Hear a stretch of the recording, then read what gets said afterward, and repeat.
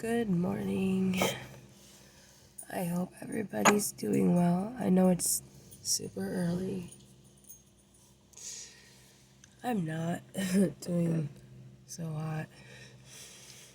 I have another fever. It's okay, it's only 101. My brain isn't gonna fry.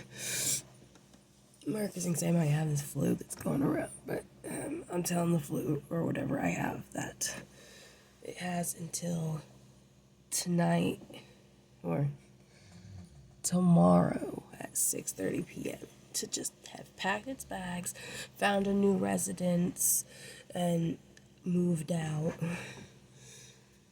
Like, you're evicted. Here's your 24-hour notice. Oh my god. Hang on. I tried drinking water. I'm drinking my cappuccino right now. It's like a morning ritual. But I tried to drink my water, and my body just hates it. So that's gonna be, it's fun. It's just fun. Continuously trying to pump fluids into my body when my body's like, ew, gross, disgusting.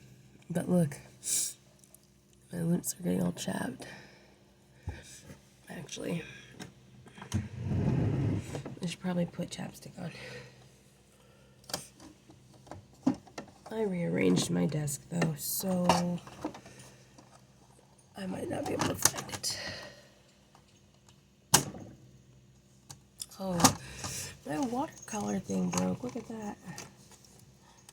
It was really hard to open, and then suddenly it snapped in half.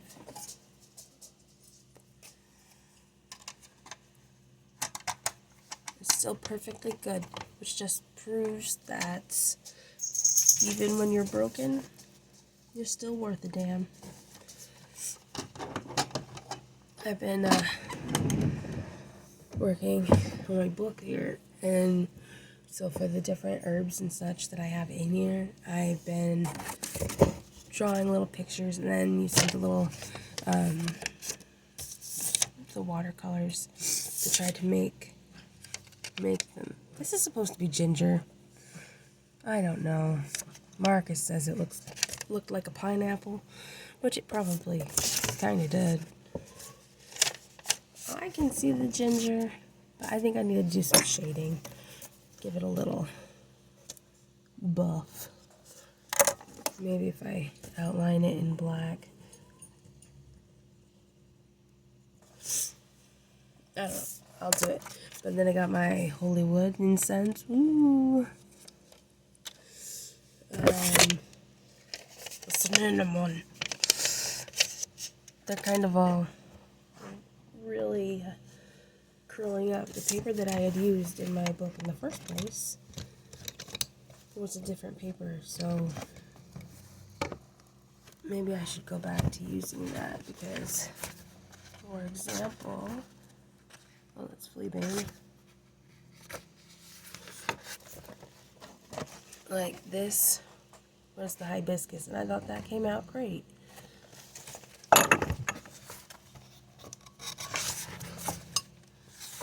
There's more. But there's a lot more, actually. And then I did a rose and went to put it in there, and I was like, oh, I've already done the rose.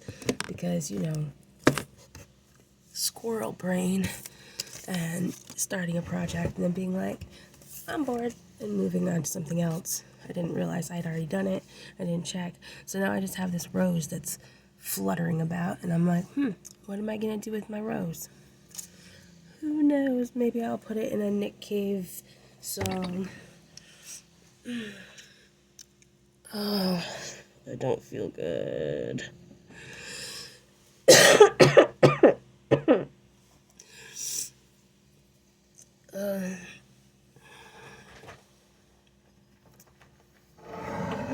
Today I foresee plenty of naps, which is a shame because I was going to go to the library yesterday, and then I didn't go because I didn't feel good. And so I was like, okay, I'll go tomorrow. But I'm not going to go today if I'm feeling like this. Other people don't need to get sick. I'm pretty sure the only reason that I got sick is because people go to work sick because of a variety of reasons, including but not limited to they don't accept doctor's notes as a reason not to be there. Which every company has their own thing. But with, especially here in Nebraska, influenza A and B coinciding together and on a rise, it might be something that companies across the board consider accepting. It seems like the most responsible thing is to make sure your staff isn't spreading germs and sickness and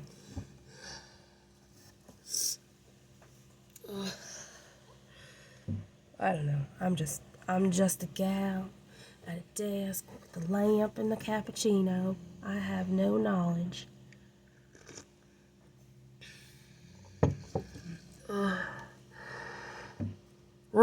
Look at my hair. Look how shiny it is. I made that mask. It was so easy too. I used like a cup. Yeah, it was a cup of flaxseed and a half cup of chamomile buds and 2 cups of water, boiling water. And then I put my ingredients inside of a little strainer. It's like it's a sifter. There you go, a sifter. The ones that are metal, and then they can fit inside your cup. And they have a little handle and then little doodads that hold it to the side of the cup. I'm sure you know what I'm talking about. And if you don't, it's not hard to replicate.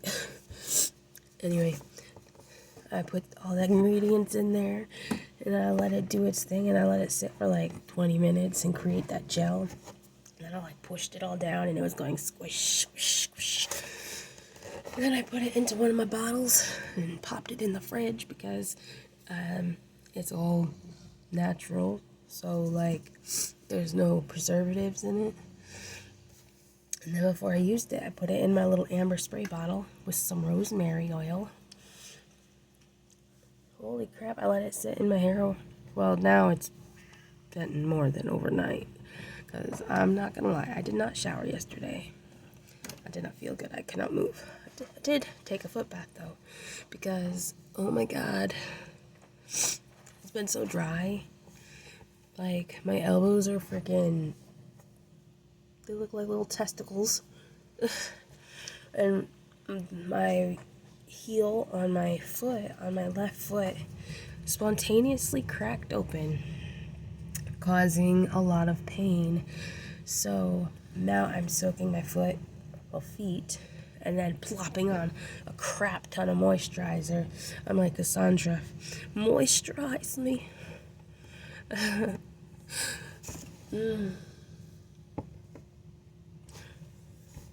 We're almost to the time where Jeremy's coming. I'm so excited.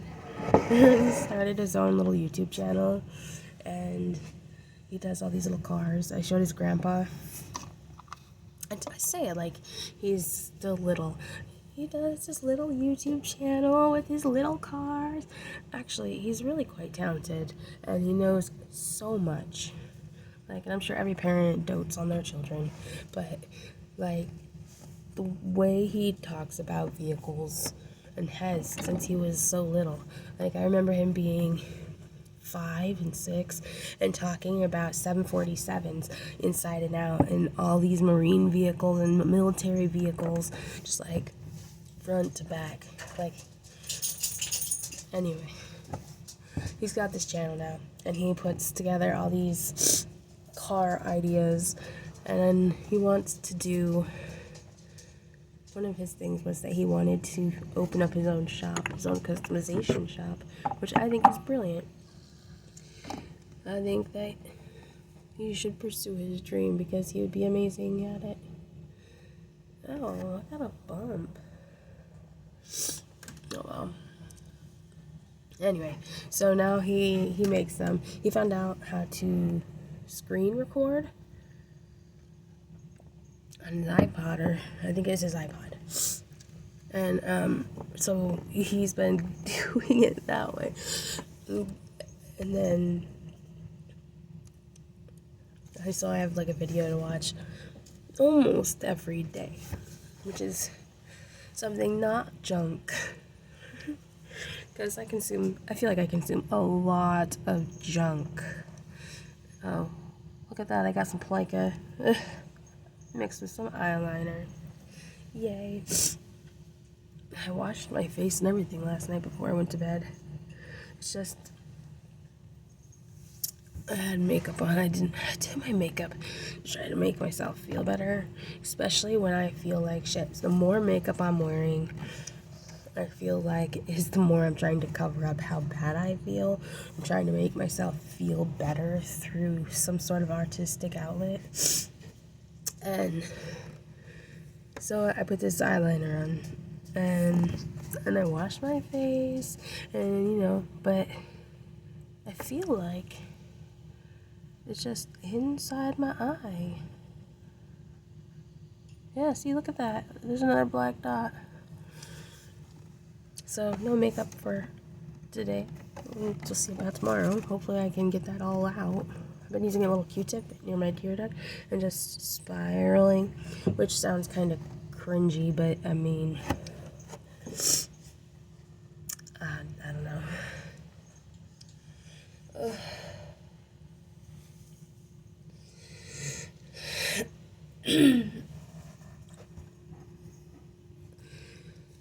I don't know. I don't have anything to do today other than get myself better. So I might take a lot of naps.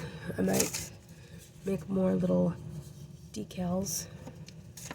I have myself a little list of them that I have to make. Hi, Steve. Are you coming to say hi? Go ahead, look. This is my cat, Stevie Legs. He's such a cute, silky boy. He's got a strong face. Look at that face.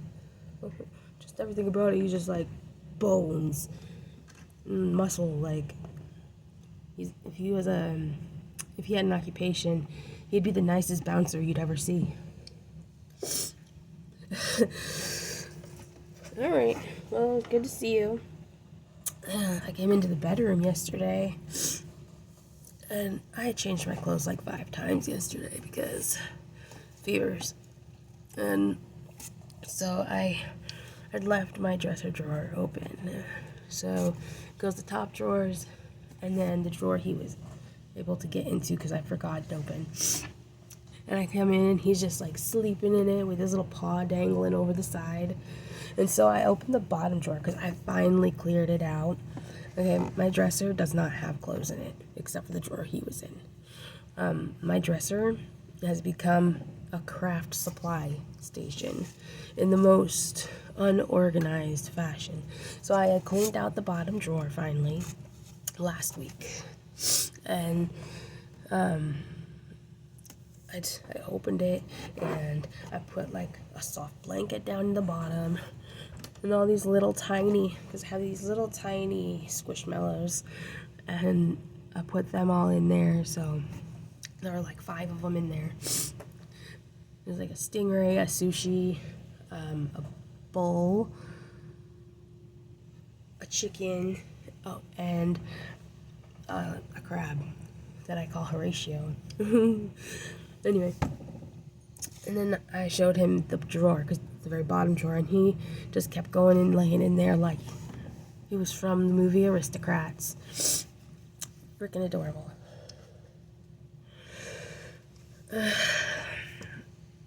I'm stressed. It's not just the sickness part. Like, there's some things that are occurring with family, and I feel like forever it's always gonna be like that. And I hate that. I hate it so much. I feel like my family has a curse. And I'm sure every family feels that way. Like everybody feels that way about some aspect of their family. I feel like, and I never knew my great grandmother, so I can't go that far back. And I didn't know my biological father's side. I barely can even say that I knew him. I think he's still alive. But the curse being that the mothers, starting back with my grandmother, and I loved my grandmother, were unhappy. Very unhappy. But instead of taking a moment and finding out why and adjusting correctly, that unhappiness spread to picking on children. And when that happened, I don't know, it kind of stems from there. And maybe picking on children isn't correct. Maybe it came out through the children. Not like bullied. I don't know how to explain it. But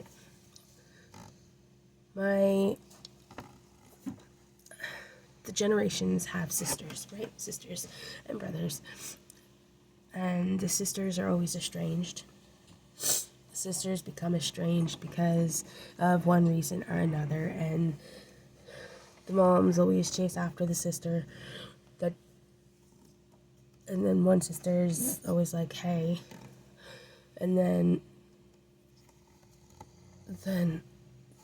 that plays its course, and it goes through, and it's very destructive for not only the mothers, but for the daughters, and for the sisters, and for anybody who knows the sisters, because that is so many people that could have been bonded together, but they weren't.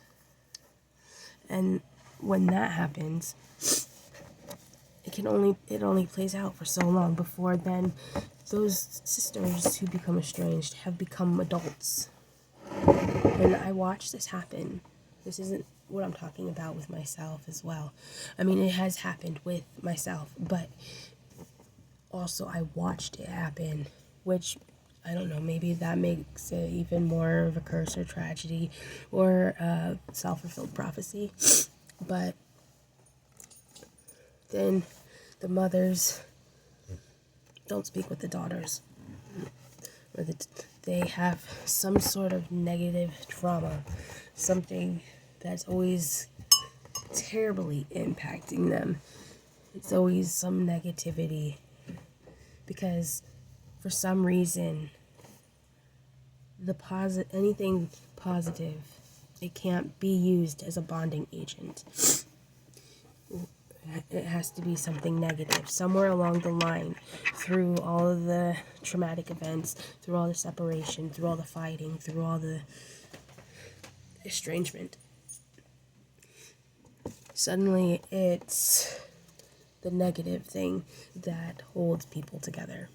And eventually, people don't. They just don't. They're like, it's too negative, it's too stressful, it's too much. And my family falls apart. I don't know. Is it like that with other families? And I probably explained it very wrong. But for a while, I felt like I was overcoming it, you know? And a little bit, I feel like I am. But certain aspects.